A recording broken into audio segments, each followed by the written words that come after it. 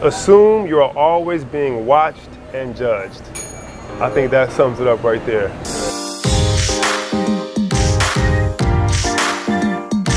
If I walked in here to this business and I was talking like Gary Vee, do you think I'd be able to get his business?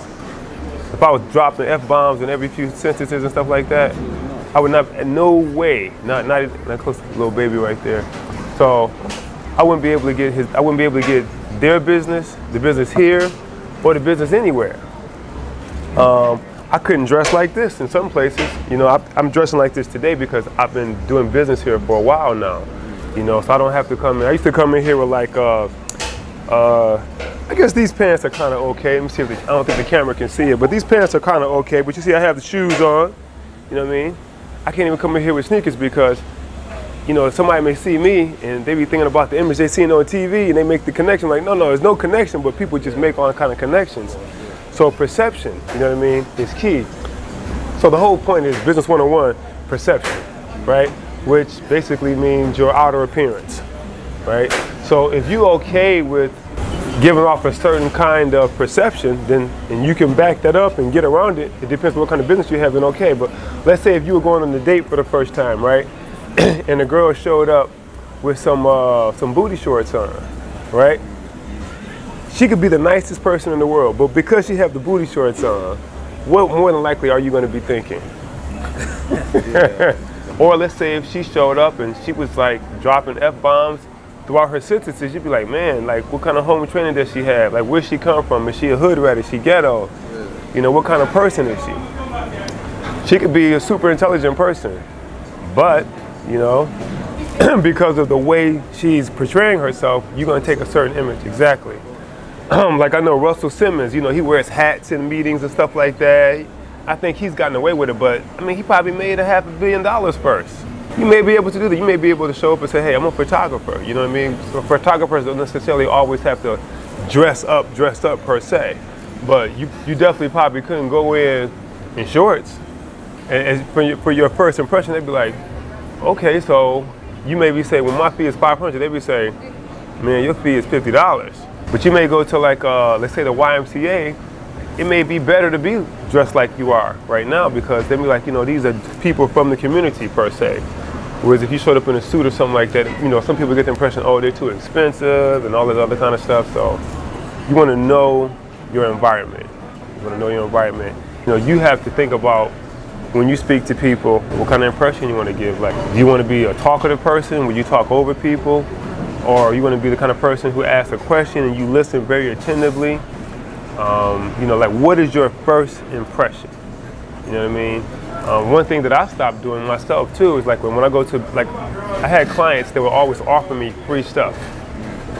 Always offer me free stuff. And I would take it, you know, really didn't want to, but I would take it. Then after a while, they started asking me for free stuff. I'm like, oh shoot. I can't give away free stuff because it's a business.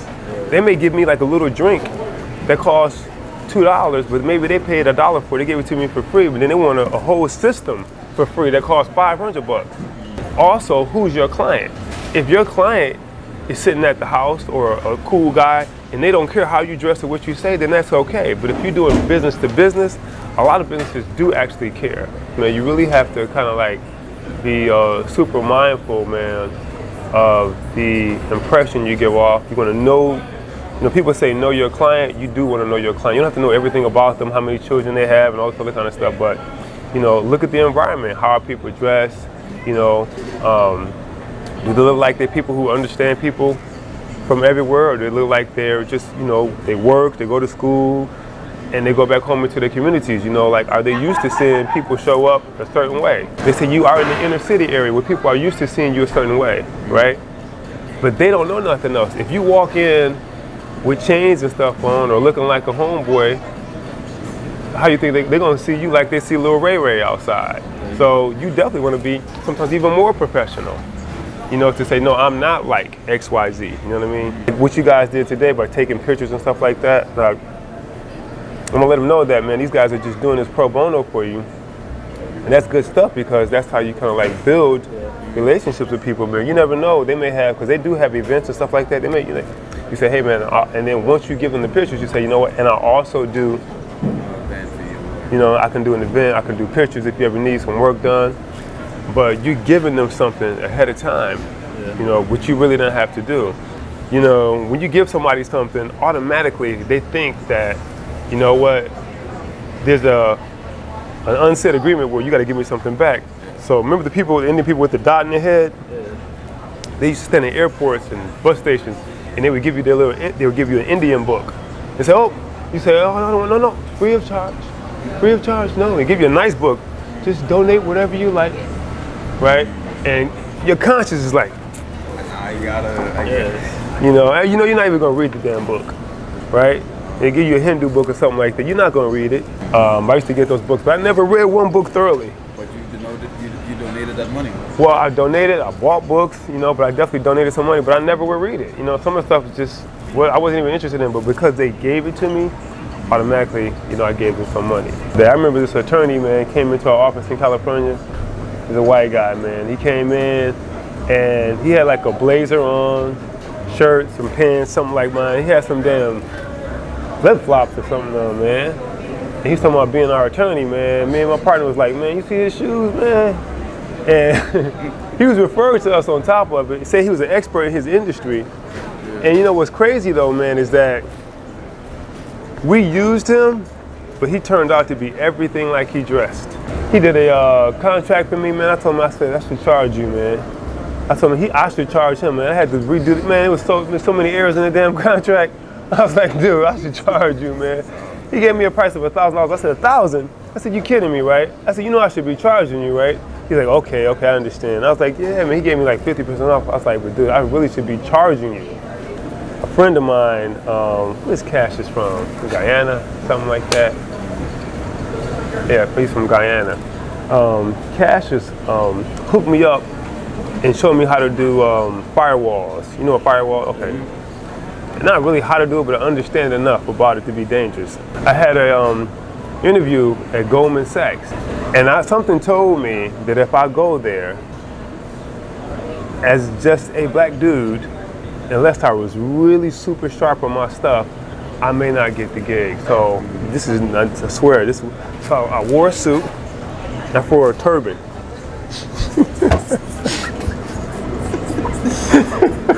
I'm not lying, dude. Because first of all, I was involved in this thing called the Moorish, like a Moorish group. Yeah. I was kind of following this whole circle, and I wasn't part of that religious group, but turbans represented like light and knowledge. Doesn't necessarily mean you had banking knowledge. I may have read a history book and I had light and knowledge in that circle. But I also knew that if I wore a turban, people would be like, oh man, you know, who is he? Where is he from? Right? And the Indians are known for being smart, technical people, right? Yeah. Right? So, of course. Break it down. So, I didn't tell you I was Indian, but when I interviewed, I can't. Break it down. So they thought I was Indian.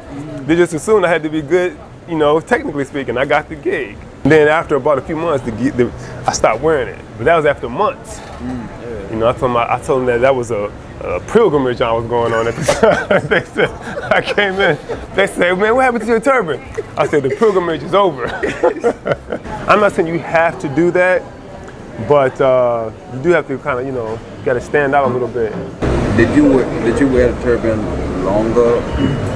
Well, I was wearing the turban, just so you know, I was wearing the turban before I got the interview too. I was on this little thing where I was studying all these different like spiritual groups and stuff and whatever groups. So I was already wearing the turban. I had just never worn it to an interview before. You know, because whenever you wear a turban, you walk around, think about it. How many people you see in Florida with a turban? It's too hot, first of all, right? But if somebody comes with a turban, you do kind of stand up, especially if he has a suit on. You may, man, he must own oil. Yeah, he's doing something. Yeah, he's a rich dude. He's a rich dude, right? Yeah. So I walked in with the turban, man. They were like, whoa.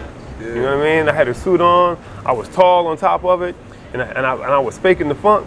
And you know, y'all need me.